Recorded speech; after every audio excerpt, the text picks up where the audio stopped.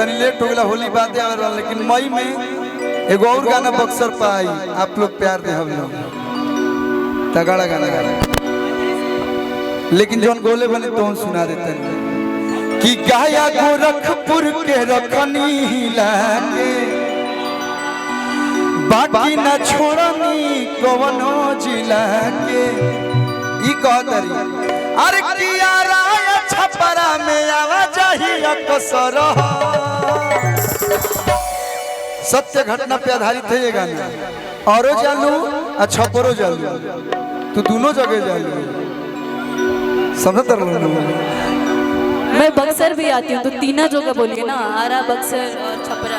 अरे कि आरा से छपरा जो तो बक्सर होइए के जेबू। अरे कि आरा या छपरा में आवा जाही अक्सर, तनी भैया ताली बजा के झूम के हो तो नचैया गवा नहीं तो टंगावा भाई बगा के बारी नचैया गवा नहीं तो टंगावा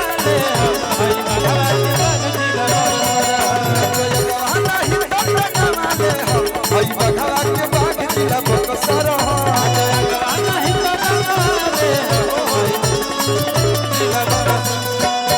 गाया गोरखपुर के रखनी हिला के न छोड़नी कौन हो जिला छपरा में, अरे छपरा में आवा जाही अक्सर। अमित भैया रुको, ए जाएगो घोड़ा बा बाहुबली, जब वो जीतेला जहाँ भी जीतू तो ये गाना लोग लगा के स्टेटस लगावेला, तो बक्सर के कुछ भी अच्छा होला तो बुझाला कि हम ही अच्छा कोइले बनी। त नचैया गवा नहीं त टंगावा ले भाई बघवा के बाग जिला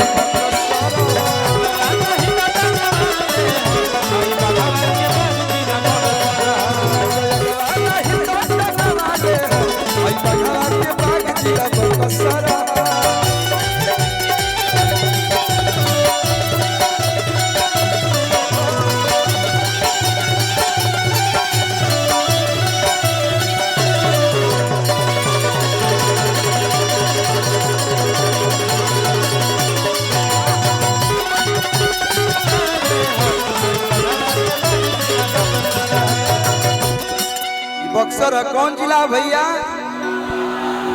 अरे की राइफल हटावाना ये से पैसा ना लेबेली, लेकिन कभी ना ले ली।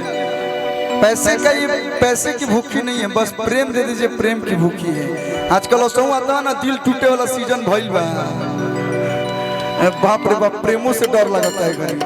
अरे की राइफल हटावाना भीरी सटावाना हंसी में हो जाई धोखा भैया तो गोली चलिए तना, अरे की गोली चलिए तना राजा हो जाइबू ए डिंपल डार्लिंग, अरे गोली चलिए तना राजा हो जाइबू ए बाची बेचिए के धोखा। अरे हमारे आशिक तो बड़े बड़े अफसर है ना अफसर, लेकिन मैं अफसर लोग के बुद्धि फेल हो जाला बक्सर जिला में। अरे हमारे आशिक तो बड़े बड़े अफसर नचैया गवा नहीं तो टंगावा आई बघवा के बाग जिला बक्सर।